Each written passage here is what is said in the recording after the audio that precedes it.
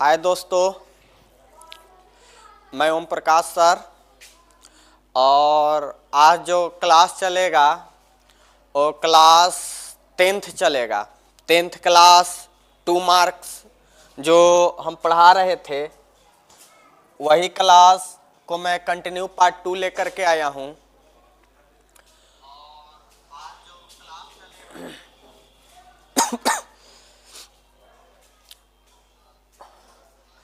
और हम लोग आज देखेंगे क्लास 10th का VVI 2 मार्क्स क्वेश्चन।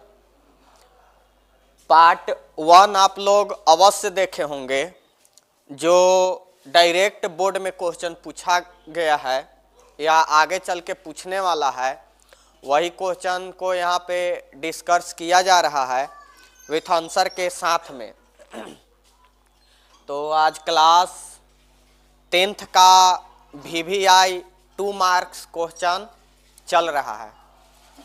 तो हम लोग देखते हैं कहाँ तक पिछला क्लास हुआ है और पार्ट 2 को आगे बढ़ाते हैं।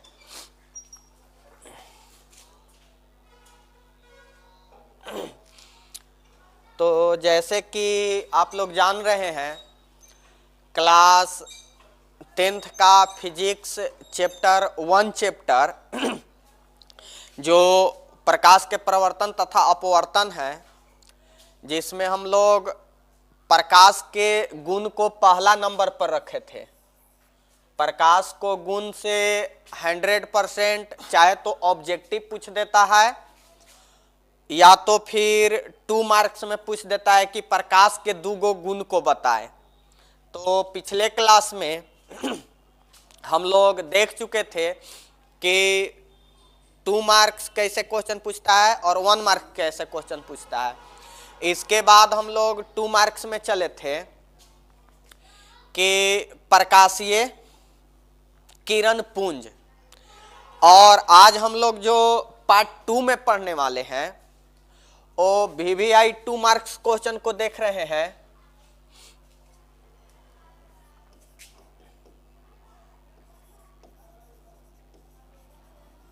VVI 2 मार्क्स क्वेश्चन देखेंगे और इसमें हम लोग देखेंगे कि प्रकाशीय माध्यम क्या है, यानी कि प्रकाशीय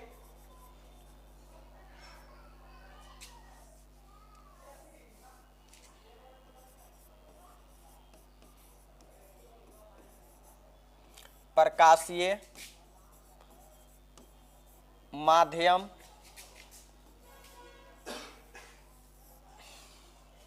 प्रकाशीय माध्यम क्या है। तो यहां से 2 मार्क्स भी क्वेश्चन पूछता है और 1 मार्क्स भी क्वेश्चन पूछता है। और ये 2026 के लिए, जैसे कि आप लोग 10th क्लास के लिए ये VVI है क्वेश्चन, यहां से ऑब्जेक्टिव भी पूछ सकता है। हो गया।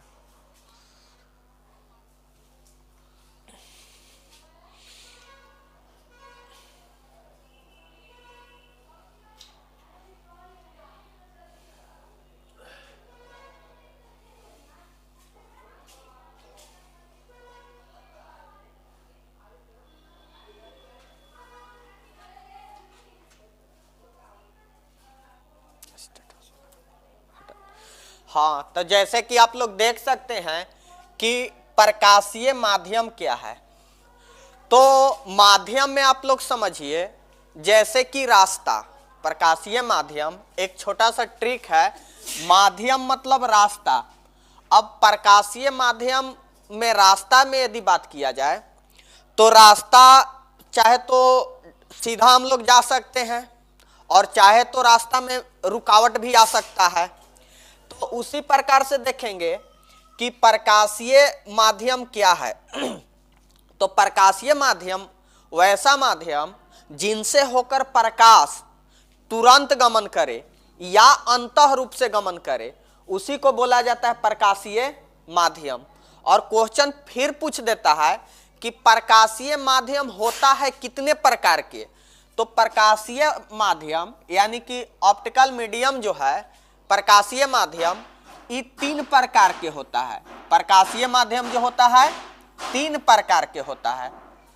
तो प्रकाशीय माध्यम 3 प्रकार के, और इसका यदि प्रकाशीय माध्यम के यदि प्रकार में देखा जाए तो एक होता है पारदर्शी, एक होता है पारदर्शी, पारदर्शी माध्यम,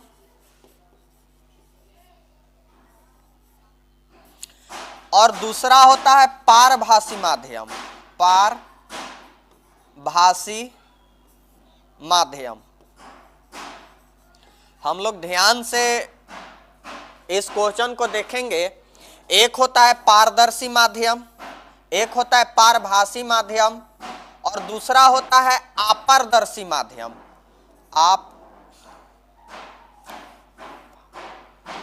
अपारदर्शी माध्यम। आगे देखें तो सबसे पहले क्वेश्चन 2 मार्क्स में पूछ देता है कि प्रकाशीय माध्यम क्या है। तो वैसा माध्यम जिनसे होकर प्रकाश तुरंत गमन करे या तो फिर अंतः रूप से गमन करे, अंतः का मतलब धीमी, उसी को बोला जाता है प्रकाशीय माध्यम। और प्रकाशीय माध्यम जो होता है वो 3 प्रकार का होता है। प्रकाशीय माध्यम 3 प्रकार के, पहला होता है पारदर्शी, पहला पारदर्शी, दूसरा अपारदर्शी, दूसरा अपारदर्शी, दूसरा अपारदर्शी, और तीसरा होता है पारभासी माध्यम। अब यहां से देखिए बोर्ड क्वेश्चन कैसे घुमाता है। चाहे तो इन तीनों में से किसी एक का डिफिनेशन पूछ देगा, चाहे तो इसमें से डिफिनेशन पूछ देगा, या तो यहां इस तीनों में से एक गो ऑब्जेक्टिव पूछ देता है। 10th क्लास के लिए ये VVI क्वेश्चन है, यहां से डायरेक्ट ऑब्जेक्टिव पूछ देता है। तो हम लोग इस तीनों का एक एक करके विश्लेषण करेंगे।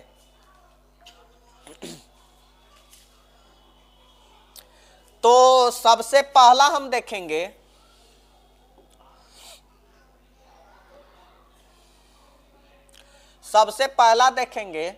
पारदर्शी।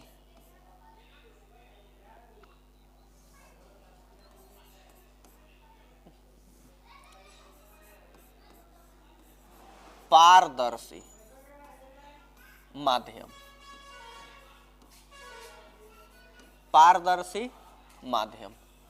अब देखिए पारदर्शी माध्यम में देखेंगे कि वैसा माध्यम जिनसे होकर प्रकाश तुरंत गमन करे, यानी कि पारदर्शी माध्यम उसको कहेंगे जिनसे होकर प्रकाश तुरंत गमन करे, अर्थात इसके बीच में कोई भी रुकावट नहीं आएगा। यानी कि वैसा माध्यम जिनसे होकर प्रकाश तुरंत गमन करे उसको बोला जाता है पारदर्शी माध्यम। फिर से, वैसा माध्यम जिनसे होकर प्रकाश तुरंत गमन करे उसको बोला जाता है पारदर्शी माध्यम। आगे हम लोग देखेंगे दूसरा, इसका एग्जाम्पल हो जाता है कांच।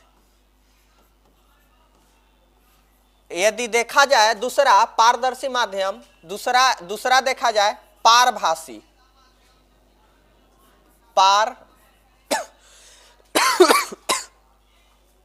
पारभासी माध्यम,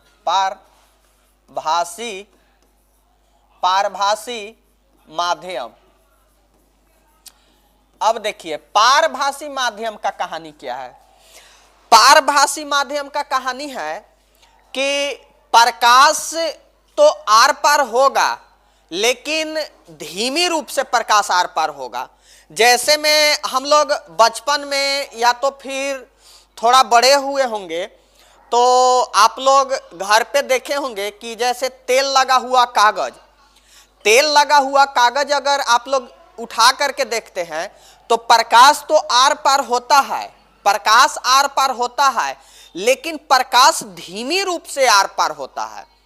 तो ये क्वेश्चन 2 मार्क्स में पूछ देता है।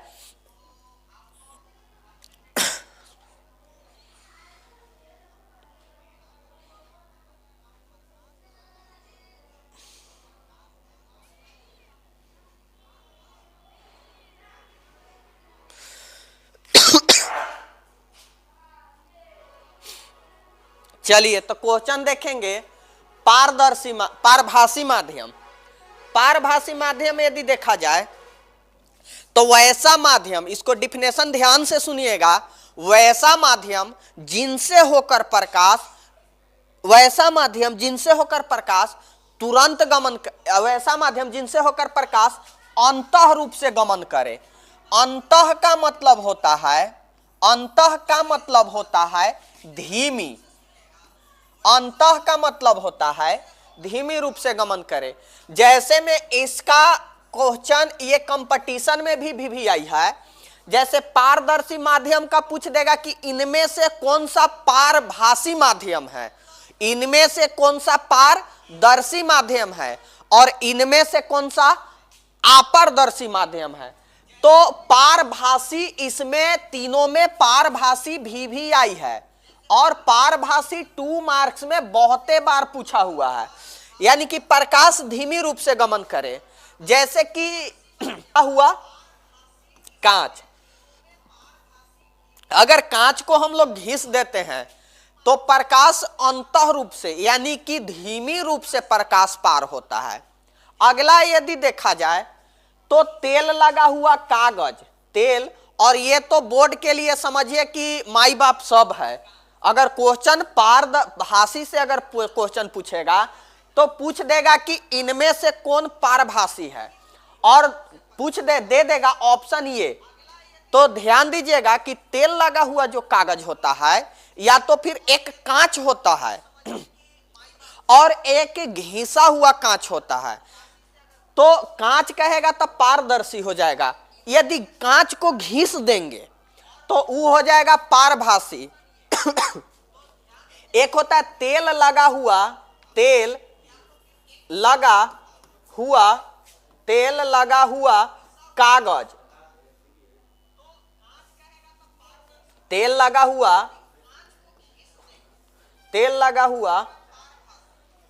हुआ कागज।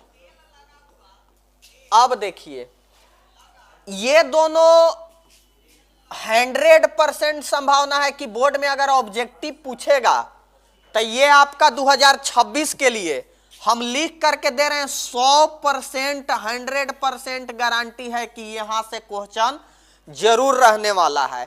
ऑब्जेक्टिव 2 मार्क्स को, ऑब्जेक्टिव क्वेश्चन में 100% यहां से क्वेश्चन रहने वाला है। तो प्रकाशीय माध्यम में हम लोग जो क्वेश्चन देखें, प्रकाशीय माध्यम में जो हम लोग क्वेश्चन देखें, सबसे पहले 2 मार्क्स क्वेश्चन देखें कि प्रकाशीय माध्यम क्या है। तब प्रकाशीय माध्यम जिनसे होकर प्रकाश तुरंत अंतर रूप से गमन करे उसी को प्रकाशीय माध्यम कहते हैं। अब प्रकाशीय माध्यम के 3 प्रकार, क्वेश्चन ये भी पूछ देता है कि प्रकाशीय माध्यम के कितने प्रकार होता है। तो प्रकाशीय माध्यम के बाबू 3 प्रकार, प्रकाशीय माध्यम के कई प्रकार? 3 प्रकार। पहला पारदर्शी, दूसरा पारभासी और तीसरा होता है अपारदर्शी माध्यम। अब पारदर्शी माध्यम क्या है? जिनसे होकर प्रकाश तुरंत गमन करे, जिनसे होकर प्रकाश तुरंत गमन करे उसी को बाबू बोला जाता है पारदर्शी। जैसे में कांच पारभासी में होता है, प्रकाश को अंतः रूप से गमन करता है, यानी कि बीच बीचवा होता है, यानी कि ना तो इधर, ना तो बीच बीच में कहने का मतलब लड़वाने वाला, ना तो ज्यादा बात उधर कहता है और ना ज्यादा बात इधर कहता है, दोनों मिला करके चल रहा है। यानी कि पारभासी में यदि बात किया जाए तो पारभासी अंतः रूप से गमन करेगा। जैसे में घिसा हुआ कांच, जैसे में घिसा हुआ कांच। अगला तेल लगा हुआ कागज। अब प्रकाशीय माध्यम के एक पार्ट और बचा हुआ है, अपारदर्शी माध्यम। तीसरा यदि बात किया जाए बाबू तो अपारदर्शी,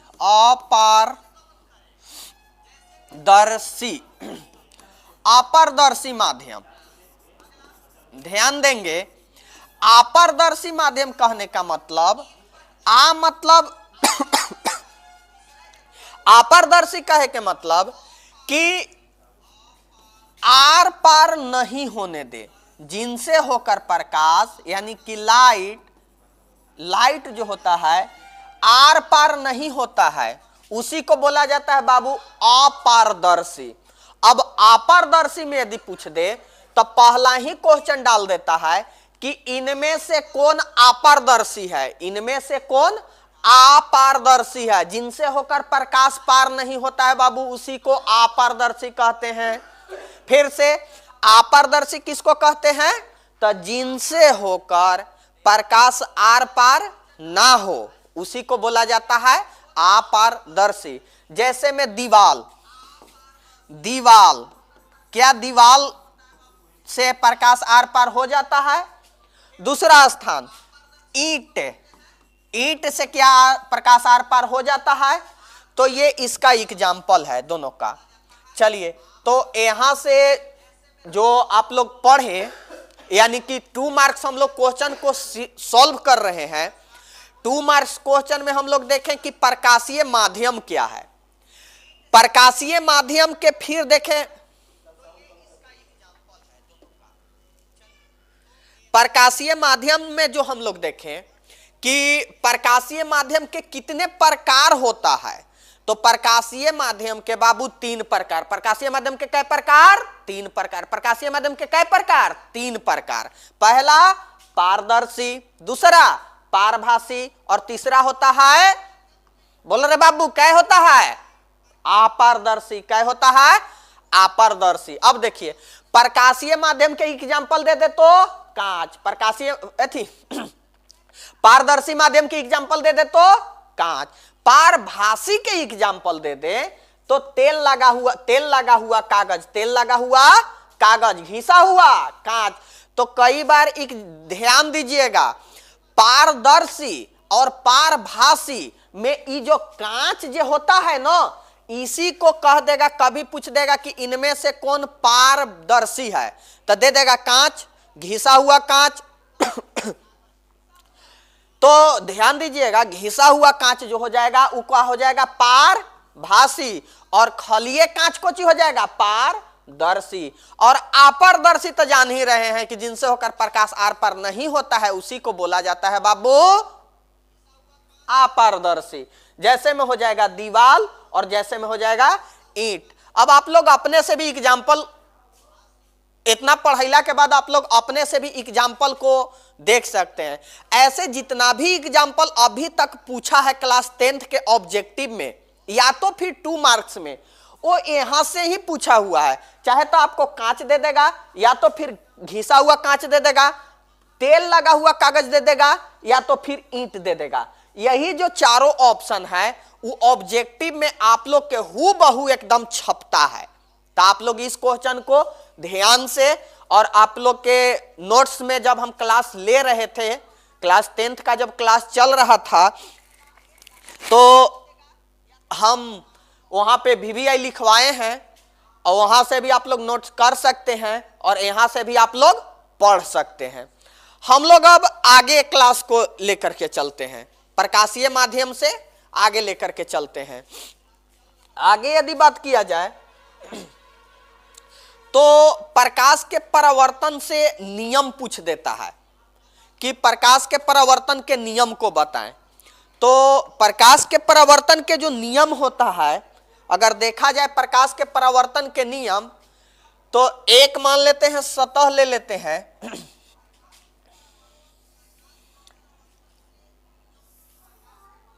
और प्रकाश के नियम बाबू 2 होता है। प्रकाश के परावर्तन के कई नियम, 2 होता है। एक यहां से एक छोटा सा ट्रिक को नोट करेंगे, नोट में कि प्रकाश के स्रोत,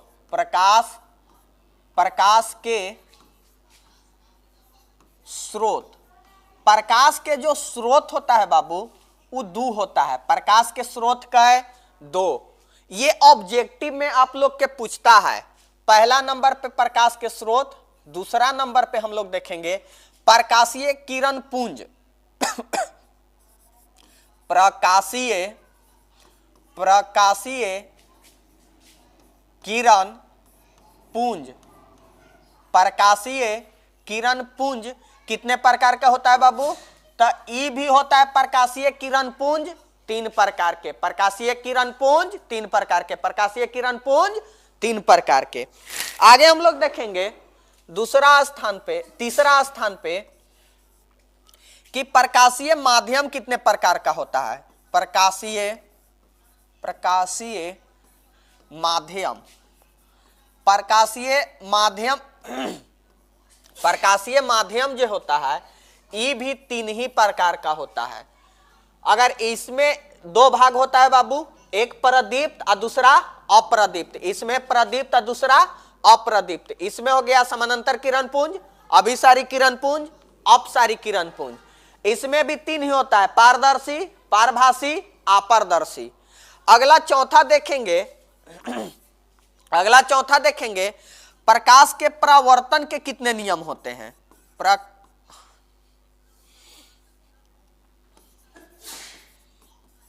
परावर्तन के नियम कह दे या फिर प्रकार कह दे।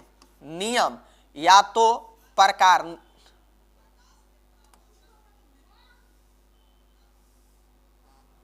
नियम कह दे या प्रकार कह दे, नियम कह दे या प्रकार कह दे, तो ये भी दो ही होता है, ये भी दो ही होता है। तो यहां से भी बाबू आप लोग के 1 मार्क्स ऑब्जेक्टिव जरूर पूछता है। तो एक बार फिर से आप लोग बोलिएगा कि प्रकाश के स्रोत क्या है बाबू, तो दो। प्रकाश के स्रोत क्या है, दो। प्रकाश के स्रोत क्या है, दो। प्रकाश के स्रोत क्या है, दो। प्रकाशीय किरण पुंज के कई प्रकार, तो प्रकाशीय किरण पुंज के 3 प्रकार। प्रकाशीय माध्यम के कई प्रकार, तो प्रकाशीय माध्यम के 3 प्रकार। प्रकाश के परावर्तन के नियम या तो फिर प्रकाश के परावर्तन के प्रकार, तो ये भी दो होता है। तो ये सब ऑब्जेक्टिव याद रखिएगा। आप लोग के 10th में तब पूछबे करेगा। आप लोग के पॉलिटेक्निक या तो फिर कंपटीशन आगे चल के एग्जाम दीजिएगा, वहां पर भी यहां से क्वेश्चन रहने का प्रबल संभावना रहता है। तो हम लोग क्लास को आगे बढ़ाते हैं और इस नियम को, प्रकाश के परावर्तन के जो नियम हम लोग पढ़ रहे थे, उसी को हम लोग क्लास को अब आगे लेकर के चलते हैं। तो दो नियम देखिए, कई बार क्वेश्चन पूछ दिया है 2 मार्क्स में कि प्रकाश के परावर्तन के 2 नियम को लिखें। प्रकाश के परावर्तन के 2 नियम को लिखें। आगे देखिएगा, प्रकाश के परावर्तन के 2 नियम को लिखें।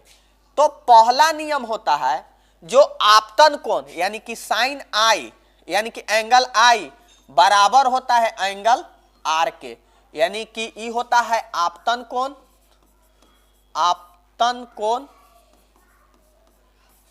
बराबर होता है परावर्तन कोण के। यानी कि यदि पूछ दे प्रकाश के परावर्तन के 2 नियम को लिखें, तब पहला हो जाएगा हमेशा जो आपतन कोण जो बनता है ना, आपतन कोण जो बनता है वो हमेशा परावर्तन कोण के बराबर बनता है। आपतन कोण जो बनता है वो हमेशा परावर्तन कोण के बराबर बनता है। आपतन कोण जो बनता है वो हमेशा परावर्तन कोण के बराबर होता है। इसको आपतित किरण बाबू बोलते हैं, इसको आपतित किरण, इसको परावर्तित किरण, इसको अभिलंब बोलते हैं। और जहां पे ये तीनों आन करके मिलता है, ये जो मिड पॉइंट यहाँ पे आन करके मिला, इसी को बोला जाता है आपतन बिंदु। तो इसको बोला जाता है इसको बोला जाता है आपतन, इसको बोला जाता है आपतन किरण, इसको परावर्तित किरण, इसको बोला जाता है अभिलंब, अभिलंब, इसको बोला जाता है आपतन, आपतन बिंदु, इसको बोला जाता है आपतन बिंदु, इसको बोला जाता है आपतन, आपतन कोण, आपतन कोण, इसको बोला जाता है परावर्तन, परावर्तन कोण। अब समझिए, यहां से प्रकाश के परावर्तन के हम लोग नियम को, यहां से प्रकाश के परावर्तन के नियम को हम लोग देख सकते हैं। मोबाइल का आवाज आ रहा है सर? नहीं,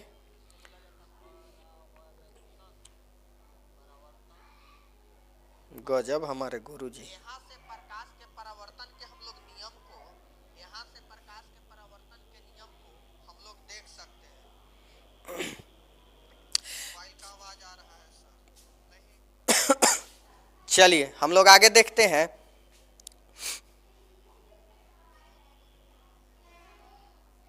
आगे हम लोग क्वेश्चन को बढ़ाते हैं। तो पहला आप लोग यदि प्रकाश के परावर्तन से पूछ दे कि प्रकाश के परावर्तन के नियम को लिखें, तो पहला लिखिएगा आपतन कोण हमेशा परावर्तन कोण के बराबर होता है। आपतन कोण हमेशा परावर्तन कोण के बराबर होता है।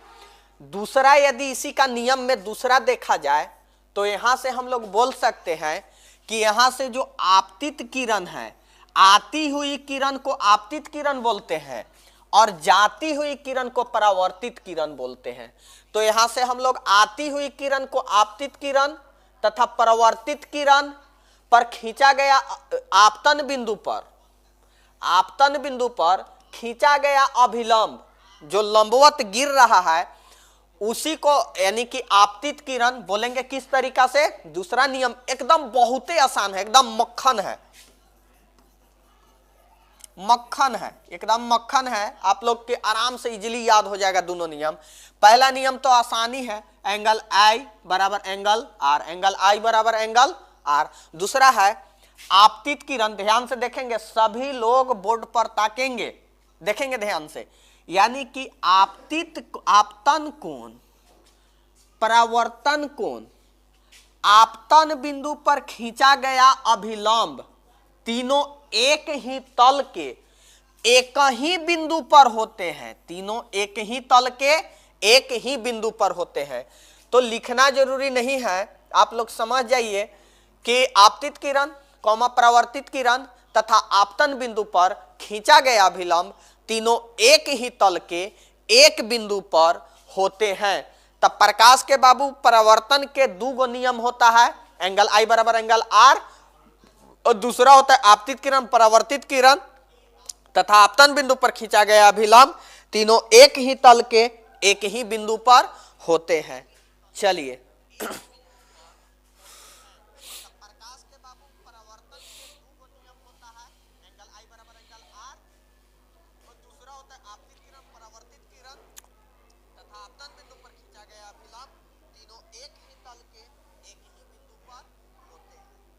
चलिए आगे हम लोग देखेंगे।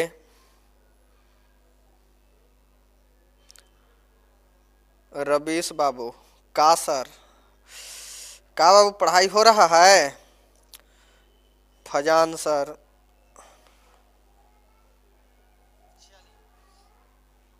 आगे हम लोग देखेंगे। हेलो खुशी जी, वाह,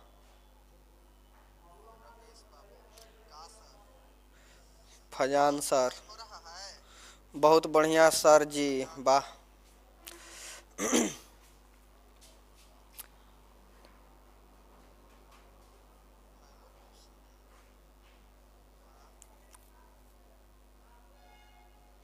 चलिए हम लोग अगला देखेंगे पार्ट को।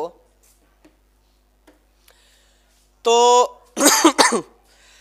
आगे यदि बात किया जाए तो इसी प्रकार से आज जो हम लोग क्लास कर रहे हैं ये 2 मार्क्स क्वेश्चन कर रहे हैं। ये जो हमारा क्लास चल रहा है ये 2 मार्क्स क्वेश्चन चल रहा है और 2 मार्क्स क्वेश्चन को सिलसिला को आगे बढ़ाते हुए आगे जो क्वेश्चन पूछ देता है वो हम लोग दर्पण में, आगे जो हम लोग क्वेश्चन को पढ़ने वाले हैं वो दर्पण से क्वेश्चन पूछ देता है।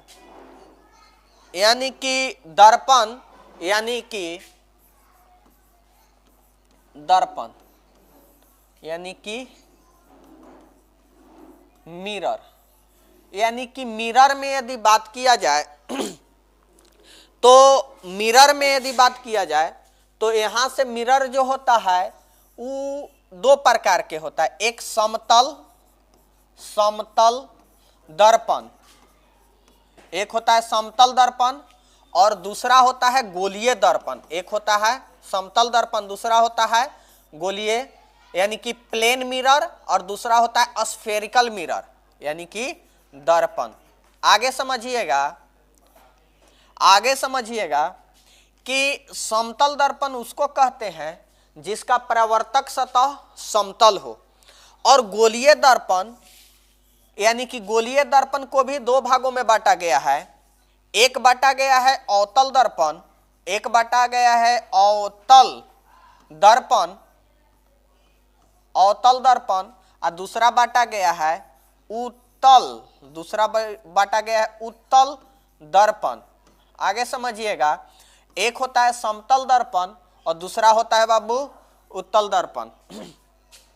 तो समतल दर्पण और उत्तल दर्पण में हम लोग 2 मार्क्स को क्वेश्चन को देखेंगे, समतल दर्पण में और भले अवतल दर्पण में और उत्तल दर्पण में, दोनों को हम लोग आगे लेकर के चलेंगे। तो चलिए आगे बढ़ते हैं। अब देखिए, समतल एक होता है अवतल दर्पण, अवतल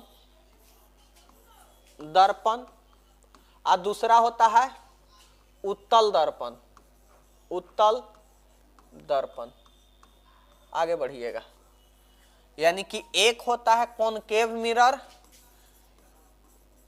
कॉनकेव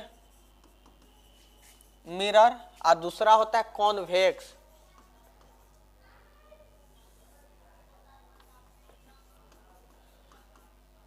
कॉन्वेक्स, कॉन्वेक्स मिरर। चलिए अब इसी को हम लोग आगे बढ़ाएंगे। एक छोटा सा हम लोग इसमें भी ट्रिक, कैसे कि हम जितना भी फिजिक्स पढ़ाते हैं बिना ट्रिक के आगे नहीं बढ़ते हैं, और ट्रिक एक ऐसा होता है, जरिया है बच्चों लोग को जो समझने में उन लोग का आसान पड़ता है। तो हम लोग को आगे देखेंगे, जैसे कि एक अवतल दर्पण हो गया और एक उत्तल दर्पण हो गया। यहाँ से 100% क्वेश्चन पूछता है। तो हम लोग समतल दर्पण में जैसे देखें, तो समतल दर्पण की यदि हम लोग फिगर बनाए ना, तो अवतल दर्पण के यदि हम लोग फिगर बनाए, तो अवतल दर्पण में ये देखिए, जिसका परावर्तक सतह दबा हुआ है, जिसका परावर्तक सतह दबा हुआ है, ये बाबू इसका परावर्तक सतह हुआ।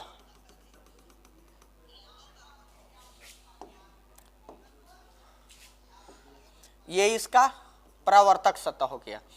यानी कि ये जो है अवतल दर्पण के लिए, ये जो दबा हुआ जो सरफेस है, यानी कि ये जो दबा हुआ सतह जो है, आप लोग देख सकते हैं, दबा हुआ जो सरफेस है, यही इसका परावर्तक सतह है, परावर्तक सतह है, परावर्तक सतह है। आगे समझिएगा, यानी कि अवतल दर्पण उसको कहेंगे जेकर परावर्तक सतह दबा हुआ है, जिसका परावर्तक सतह दबा हुआ है, यानी कि परावर्तक सतह दबा हुआ है, जिसका परावर्तक सतह दबा हुआ है, वो कैसा दर्पण है बाबू? अवतल दर्पण। जिसका परावर्तक सतह दबा हुआ है, उसका कौन सा दर्पण है? अवतल दर्पण है।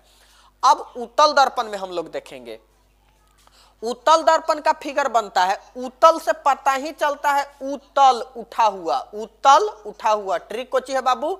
उत्तल, उत्तल से ट्रिक हुआ उठा हुआ। कैसा?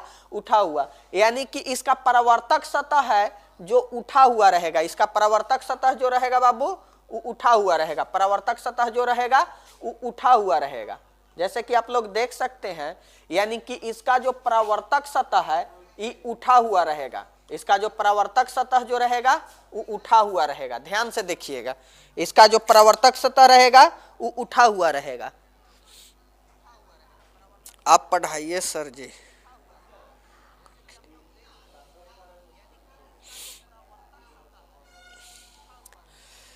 चलिए हम लोग आगे बढ़ते हैं और एक क्वेश्चन यहाँ ही सॉल्व कर लेते हैं। जब हम आप लोग के प्रकाशीय किरण पुंज जब हम आप लोग के पढ़ा रहे थे तो याद होगा कि अभिसारी किरण पुंज पढ़ाए थे और अपसारी किरण पुंज पढ़ाए थे। तो वहां जब हम आप लोग के पढ़ा रहे थे तो गौर से देखिए, कई बार जब क्वेश्चन पूछ देता है कि इनमें से कौन सा अभिसारी दर्पण है, इनमें से कौन सा अभिसारी दर्पण है, तो अभिसारी में एक छोटा सा ट्रिक को देखते हैं। अभिसारी जो होता है, अभी मतलब ट्रिक बतलाए थे, अभिसारी में अभिसारी में जो हम आप लोग के ट्रिक बतलाए थे, जो एक बिंदु पर प्रकाश आकर के मिल जाए, एक बिंदु पर आकर के प्रकाश क्या हो जाए, मिल जाए, एक बिंदु पर प्रकाश आन करके क्या हो जाए, मिल जाए, एक बिंदु पर प्रकाश आन करके मिल जाए, उसी को बोला जाता है अभिसारी, उसी को बोला जाता है अभिसारी, उसी को बोला जाता है अभिसारी, अभिसारी यानी कि प्रकाश आन करके मिल गया।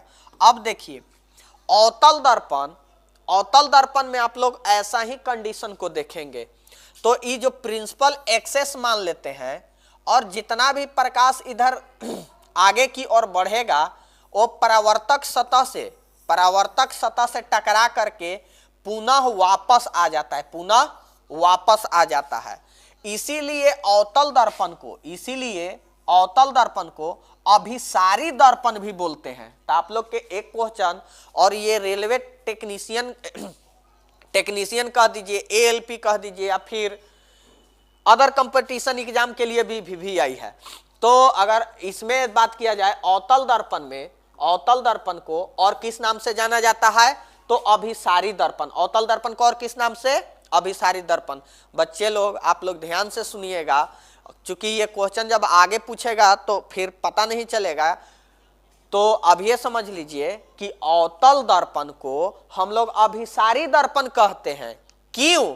क्योंकि अभिसारी दर्पण जो होता है उस सब प्रकाश के किरण को मोड़ दे रहा है। सब प्रकाश के किरण को क्या कर रहा है, सब प्रकाश के किरण को क्या कर रहा है बाबू, मोड़ रहा है। सब प्रकाश के किरण को क्या कर रहा है, मोड़ रहा है। अवतल दर्पण भी तो वही कर रहा है, जितना भी परावर्तक सतह की ओर प्रकाश आ रहा है सब प्रकाश को क्या कर दे रहा है, मोड़ दे रहा है। एक बिंदु पर ले आन के ये भी तो मिला दे रहा है। तो आप लोग समझ गए ना कि अवतल दर्पण को अभिसारी दर्पण बोलते हैं, अवतल दर्पण को अभिसारी दर्पण बोलते हैं। आगे बढ़ते हैं। उत्तल दर्पण जो होता है उसको अपसारी दर्पण बोलते हैं। अपसारी, अपसारी, सारी, साड़ी ना, सारी, अपसारी। अब सुनिएगा, यानी कि अवतल दर्पण जो होता है, उत्तल दर्पण जो होता है, जितना भी प्रकाश आएगा ना बउआ, जितना भी प्रकाश आएगा उस सब प्रकाशवा के फेंक देगा, उठा करके लतार मार देगा, यानी कि फेंक करके उठा करके बाहरी फेंक देगा। तो ध्यान से समझिएगा। तो जब अपसारी पढ़ा रहे थे तो हम आप लोग के बतलाए थे कि अपसारी में भी वही होता है। अपसारी में यानी कि क्या करता है कि एक बिंदु से निकलकर, एक बिंदु से निकलकर, एक बिंदु से निकलकर, एक बिंदु से निकलकर सभी दिशाओं में फैल जाता है। एक बिंदु से निकलकर सभी दिशाओं में फैल जाता है, सभी दिशाओं में फैल जाता है। यानी कि उत्तल दर्पण उसको कहते हैं, उत्तल दर्पण उसको कहते हैं जो प्रकाश को क्या करे, सबसे पहला जेकर परावर्तक सतह उठा हुआ है, जो प्रकाश को क्या करे, बाहरी फेंक दे, प्रकाश को बाहरी फेंक दे। अब उत्तल दर्पण को, उत्तल दर्पण को बाद में कॉल कर रहे हैं सर, क्लास ले रहे हैं, बाद में कॉल करते हैं।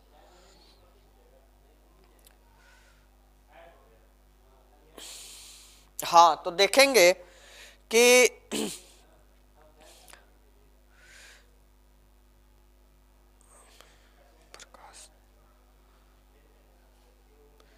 आप भी प्रकाश ही हैं सर। हाँ जी बिल्कुल, लेकिन ओम प्रकाश है, प्रकाश ना है खाली।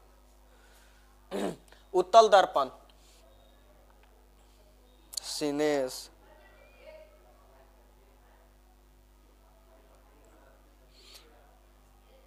अभी कुमार सर जी, सिनेश जी, सिनेश कुमार नमस्ते सर जी, नमस्ते। राधे राधे सर, राधे राधे, बहुत बढ़िया सर। हाँ तो बाबू, अब आप लोग के बोर्ड का एग्जाम बहुत नज़दीक आ गया है, हम लोग आगे बढ़ेंगे। तो देखिएगा ध्यान से कि अभिसारी जो दर्पण है, अपसारी दर्पण को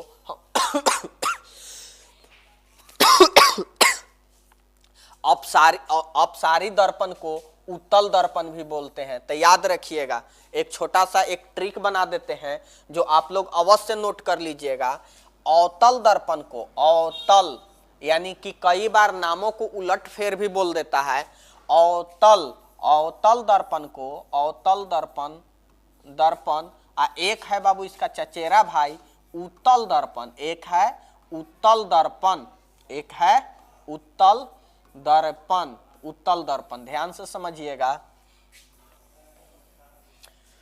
ध्यान से समझिएगा। इसको बोला जाता है बाबू अभिसारी दर्पण, इसको बोला जाता है अभिसारी, अभिसारी दर्पण, अभिसारी दर्पण, अभिसारी दर्पण। इसको बोला जाता है अपसारी, इसको बोला जाता है अपसारी, अपसारी दर्पण, इसको बोला जाता है अपसारी दर्पण। ध्यान से समझिएगा।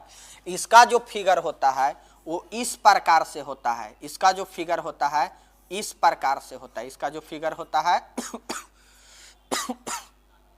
इसका जो फिगर होता है वो इस प्रकार से होता है, और इसका जो फिगर होता है वो इस प्रकार से होता है, इसका जो फिगर होता है वो,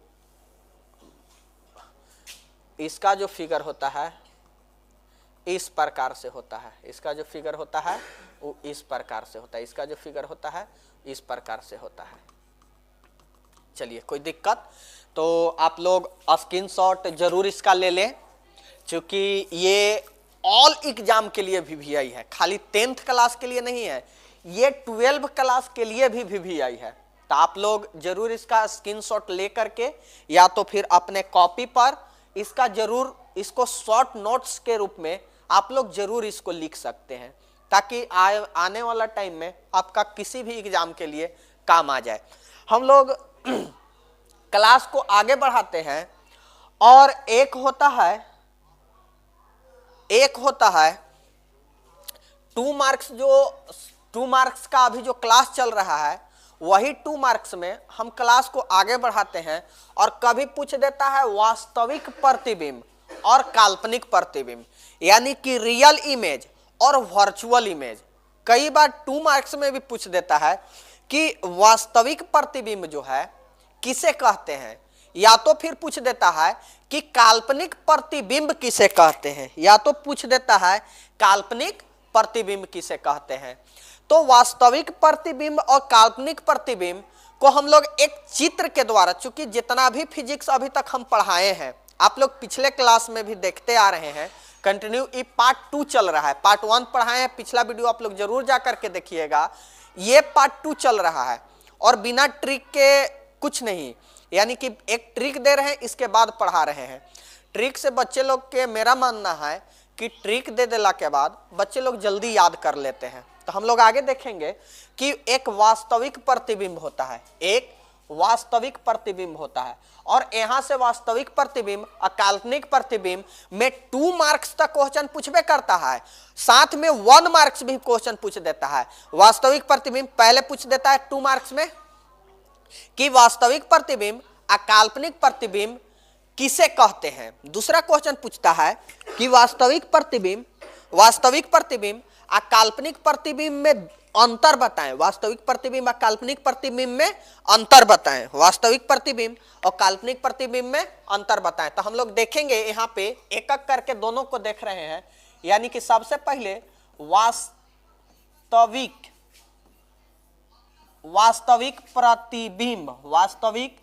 प्रतिबिंब, आगे देखेंगे पहला वास्तविक प्रतिबिंब और दूसरा देखेंगे काल्पनिक प्रतिबिंब, दूसरा देखेंगे काल्पनिक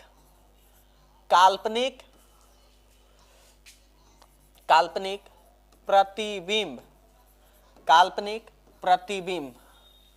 चलिए बाबू, अब हम लोग एक छोटा सा ट्रिक को देखते हैं।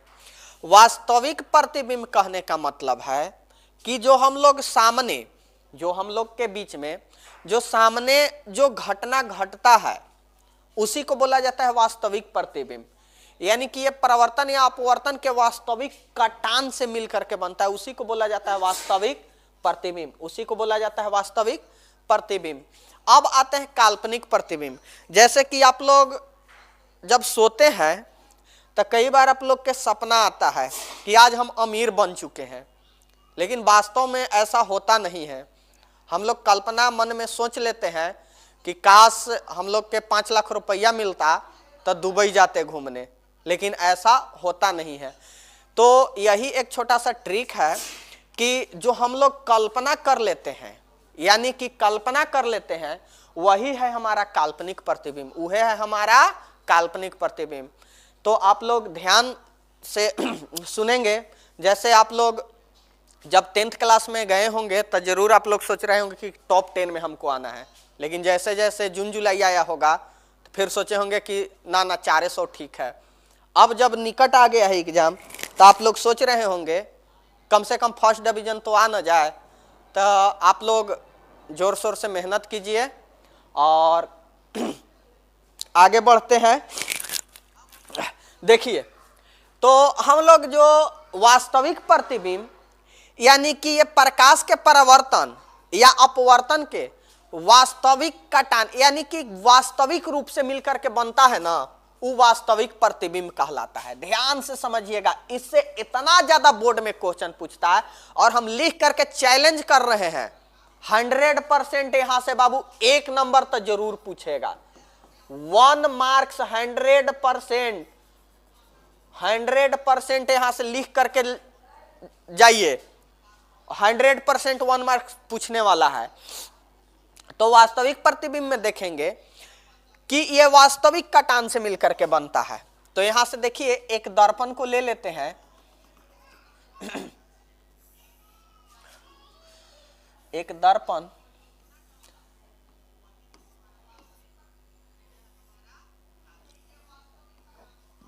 यह है हमारा वास्तविक प्रतिबिंब, यह है हमारा वास्तविक प्रतिबिंब। कहे के मतलब कि रियल इमेज। तो ये बाबू कैसा है? रियल इमेज है। और एसी पे देख लेंगे, जो वास्तविक प्रतिबिंब जो बाबू होगा, वास्तविक प्रतिबिंब जो होगा वो हमेशा और हमेशा उल्टा होगा। वास्तविक प्रतिबिंब हमेशा उल्टा वास्तविक प्रतिबिंब हमेशा उल्टा होगा। वास्तविक प्रतिबिंब हमेशा उल्टा होगा, याद रखिएगा। जब भी रियल इमेज होगा वो हमेशा उल्टा होगा। काल्पनिक प्रतिबिंब में यदि बात किया जाए, काल्पनिक प्रतिबिंब चूंकि हम लोग कल्पना करते हैं, जैसे कि उत्तल दर्पण में यदि देखा जाए, उत्तल दर्पण में यदि देखा जाए, ये है हमारा अवतल दर्पण, ये है हमारा अवतल दर्पण। देखो बाबू, ये है हमारा अवतल दर्पण, ये हमारा अवतल दर्पण। तो एक यहां से एक छोटा सा ट्रिक ऑब्जेक्टिव भी निकल चुका है कि अवतल दर्पण में वास्तविक प्रतिबिंब बनता है। अवतल दर्पण में वास्तविक प्रतिबिंब बनता है। अगला ये है हमारा उत्तल दर्पण, ये है हमारा उत्तल दर्पण। अब ध्यान से, उत्तल दर्पण में यदि देखा जाए तो एक प्रकाश गया,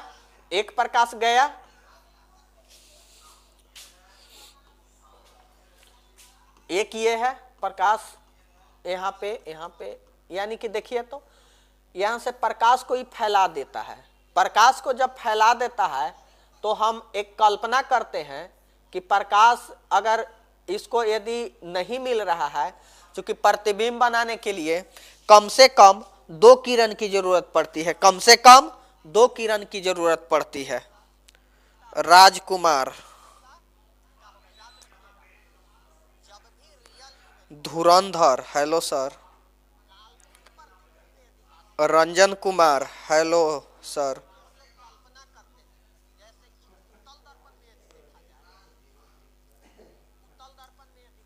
वेरी इंपॉर्टेंट। हाँ, मेरा बोर्ड नहीं है सिनेश कुमार, मेरा बोर्ड नहीं है।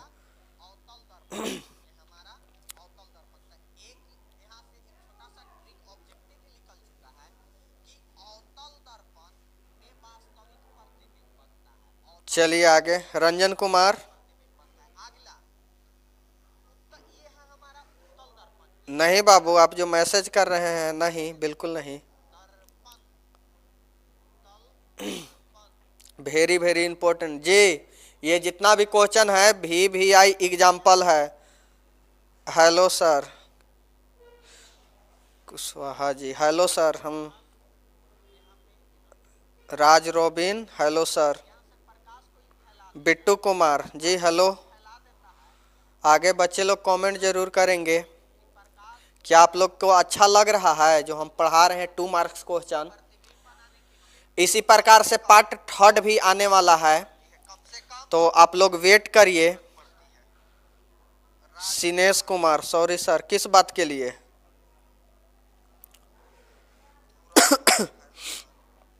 बिट्टू कुमार,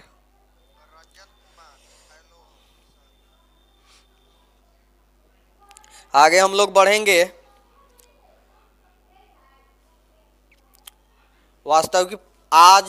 वास्तविक प्रतिबिंब और काल्पनिक प्रतिबिंब को फिनिश करते हुए आज का क्लास हम लोग तुरंत एंड करेंगे। बहुत अच्छा लग रहा है सर जी। हाँ, अच्छा लगबे करेगा।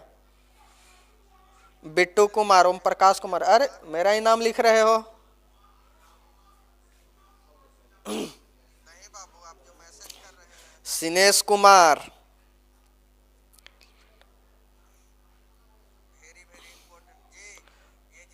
रवीश बाबू, कब सर? क्या क्वेश्चन क्या है आपका? क्वेश्चन बोलिए बाबू। रवीश बाबू, आप लोग क्वेश्चन बोलिए। कोई क्वेश्चन, किसी का कुछ डाउट है? अगर आप लोग के डाउट है तो क्वेश्चन कमेंट में जरूर लिखेंगे।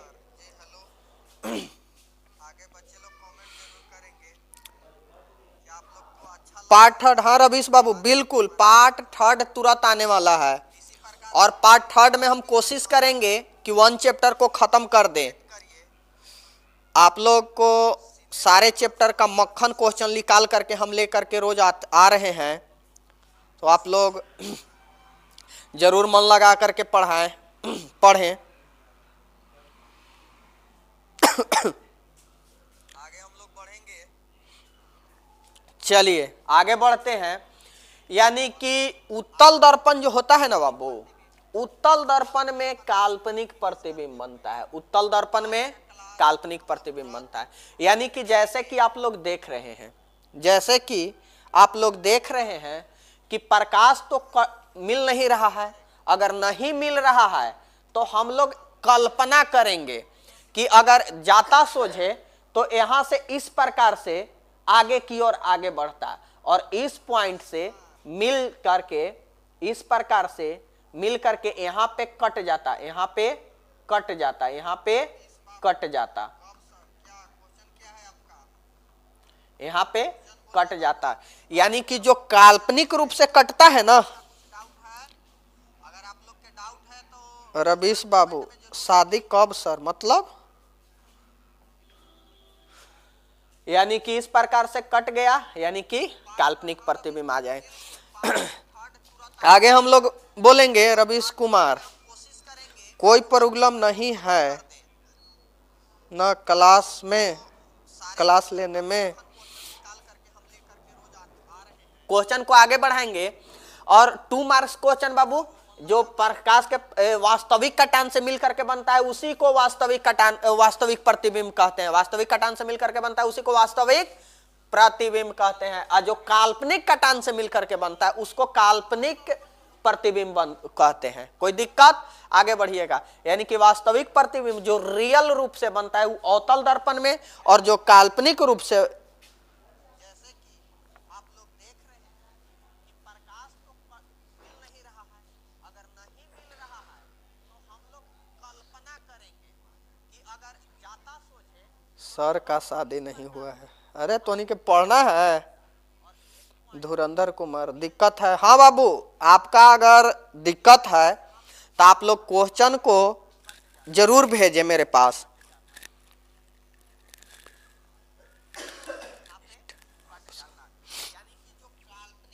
चलिए आगे बढ़ते हैं। हम लोग देखते हैं, इस पार्ट को हम हटा दे रहे हैं।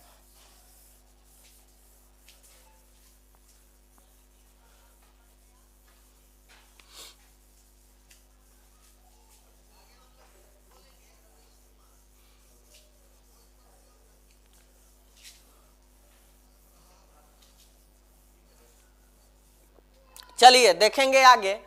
यानी कि वास्तविक प्रतिबिंब और काल्पनिक प्रतिबिंब में अंतर। एक छोटा सा इसको बनाने के लिए एक छोटा सा हम फिगर को फिर से ड्रॉ कर दे रहे हैं, जैसे कि आप लोग के अगर हम कुछ लिखें तो समझने में आसान हो, समझने में आसान हो।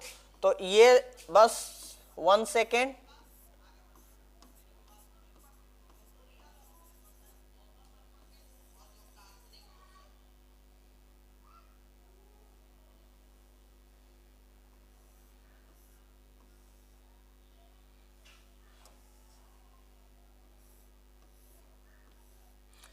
चलिए हम लोग आगे बढ़ाते हैं।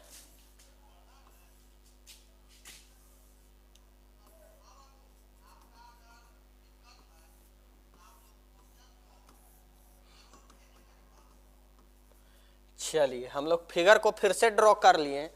तो वास्तविक प्रतिबिंब में पहला बाबू आप लोग खुद से अंतर को निकाल सकते हैं, यानी कि वास्तविक प्रतिबिंब जो होता है ना, वास्तविक प्रतिबिंब को देख सकते हैं कि पर्दे पर प्राप्त किया जाता है, या तो फिर सबसे पहला को धरते हैं कि वास्तविक जो होता है ना, वास्तविक प्रतिबिंब हमेशा और हमेशा सीधा बनता है। हमेशा याद रखिएगा, वास्तविक प्रतिबिंब हमेशा सीधा, वास्तविक प्रतिबिंब हमेशा उल्टा, और काल्पनिक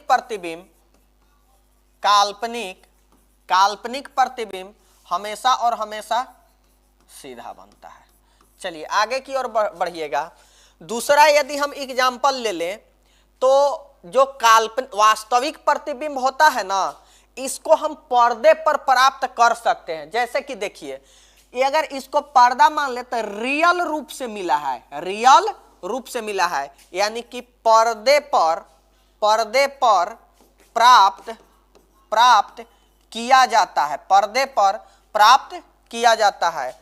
इसमें देखा जाए तो आप लोग देख रहे हैं कि ये कल्पना कर रहे हैं। क्या कर रहे हैं बाबू? हम कल्पना कर रहे हैं, इसलिए इसको हम पर्दे पर प्राप्त नहीं कर सकते हैं। यानी कि इसका अंतर हो जाएगा कि पर्दे पर प्राप्त नहीं किया जाता है, पर्दे पर प्राप्त नहीं किया जाता है, पर्दे पर प्राप्त नहीं किया जाता है। आप लोग तीसरा अंतर में जैसे कि देख सकते हैं, तीसरा अंतर में देख सकते हैं कि वास्तविक प्रतिबिंब जो होता है, वास्तविक प्रतिबिंब जो होता है,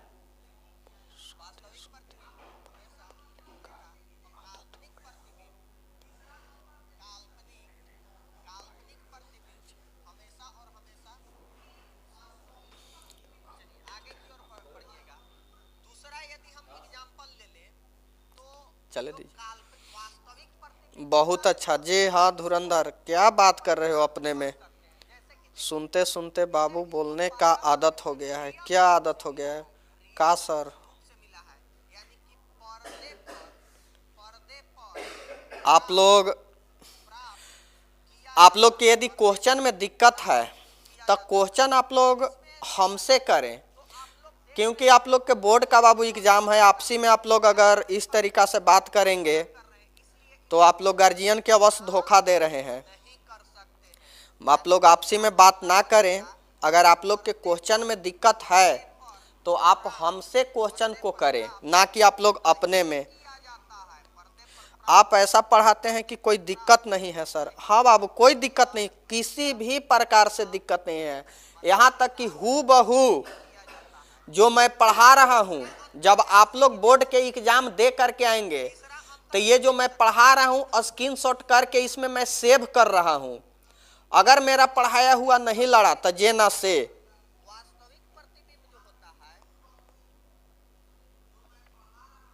चलिए आगे बढ़ते हैं।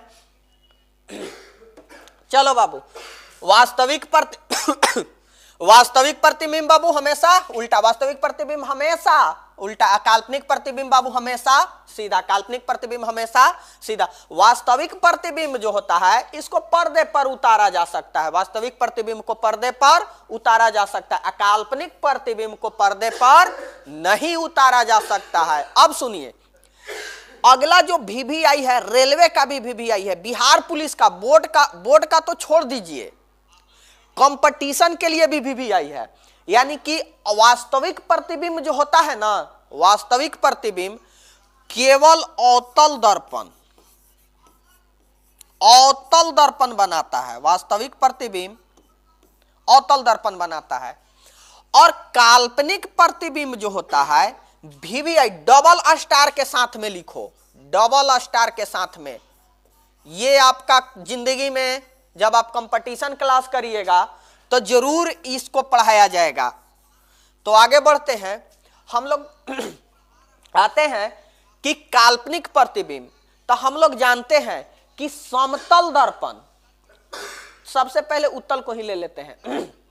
यानी कि यहां पे देख रहे हैं कि उत्तल दर्पण में काल्पनिक प्रतिबिंब, उत्तल दर्पण में काल्पनिक प्रतिबिंब बनता है, उत्तल दर्पण में काल्पनिक प्रतिबिंब बनता है। आगे एक अवतल दर्पण में 6 स्थिति पर केस बनता है। जब हम आप लोग के क्लास में पढ़ा रहे थे तो एक छठा स्थिति आता है जो परावर्तक सतह के विपरीत और प्रतिबिंब बनता है। कहां बनता है बाबू? परावर्तक सतह के विपरीत और प्रतिबिंब बनता है। उ जे प्रतिबिंब बनता न है उ काल्पनिक बनता है, उ जे प्रतिबिंब बनता है काल्पनिक बनता है। तो अवतल दर्पण जो है वो काल्पनिको प्रतिबिंब बना रहा है। यानी कि अवतल दर्पण जो है, यानी कि वास्तविक प्रतिबिंब केवल अवतल दर्पण बना रहा है, काल्पनिक प्रतिबिंब जो बना रहा है उत्तल तो बना ही रहा है, साथ में अवतल भी बना रहा है, साथ में अवतल भी बना रहा है। अवतल दर्पण, अवतल दर्पण, अवतल दर्पण, अवतल दर्पण हो गया। एक होता है समतल दर्पण, समतल दर्पण। तो याद रखिएगा बाबू, कई बार क्वेश्चन पूछ देता है कि वास्तविक प्रतिबिंब कहां बनता है। तो वास्तविक प्रतिबिंब केवल कहां बनता है बाबू? अवतल दर्पण में। वास्तविक प्रतिबिंब कहां बनता है? केवल और केवल अवतल दर्पण में। काल्पनिक प्रतिबिंब जो होता है उत्तल में भी बनता है, अवतल में भी बनता है और समतल में भी बनता है। तो इस बात को ध्यान से और कान में या माइंड में या मस्तिष्क में जहां बैठाना है, ये 3rd नंबर जो डबल स्टार मारा हुआ है इस क्वेश्चन को हमेशा याद रखिएगा। जैसे कि आप लोग फिगर के थ्रू देख भी रहे हैं, जैसे कि फिगर के थ्रू आप लोग देख भी रहे हैं कि अवतल दर्पण में केवल वास्तविक प्रतिबिंब बन रहा है, वास्तविक प्रतिबिंब, यानी कि वास्तविक प्रतिबिंब केवल अवतल दर्पण में बन रहा है, वास्तविक प्रतिबिंब केवल अवतल दर्पण में। और काल्पनिक प्रतिबिंब तीनों में बन रहा है, काल्पनिक प्रतिबिंब तीनों में बनता है, काल्पनिक प्रतिबिंब तीनों में बनता है। तो हम लोग वास्तविक प्रतिबिंब और काल्पनिक प्रतिबिंब के डिफिनेशन देखें, फिगर देखें, डिफिनेशन देखें, फिगर देखें। इसके बाद दोनों में अंतर को देख रहे हैं, अंतर में 3-3 अंतर हो चुका है। तो वास्तविक प्रतिबिंब, फिर से बाबू, वास्तविक प्रतिबिंब हमेशा उल्टा बनता है, वास्तविक प्रतिबिंब हमेशा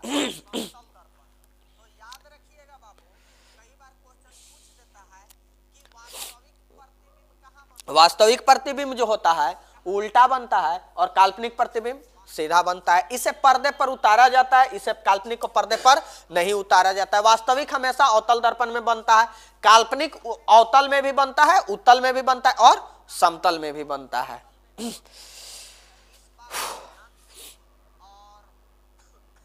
चलो बाबू, तो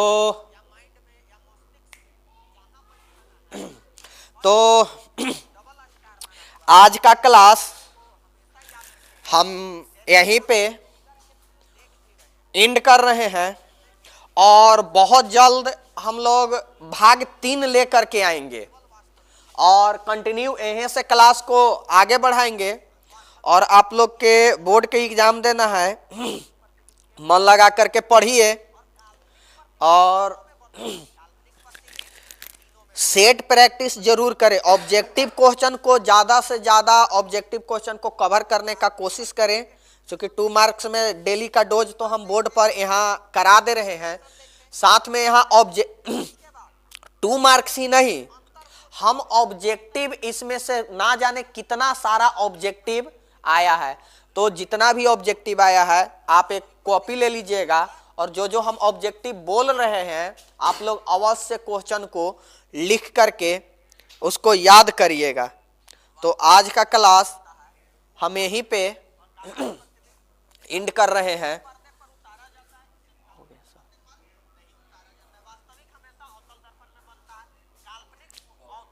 हाँ ऑफ ना, अरे मम्मी।